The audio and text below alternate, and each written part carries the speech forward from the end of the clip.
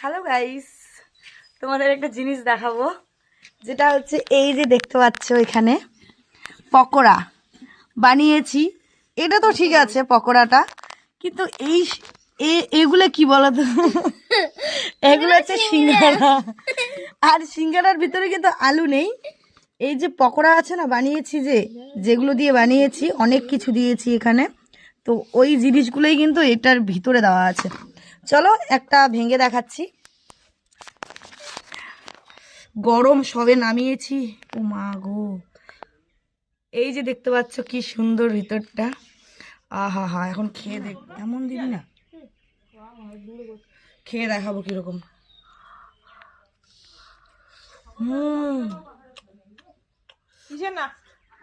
ধোয়া বার হচ্ছে, সবে নামিয়েছি, খেতে কিন্তু খেবি। চলো একটু পকোড়া খাইয়ে দেখাই। হুম হুম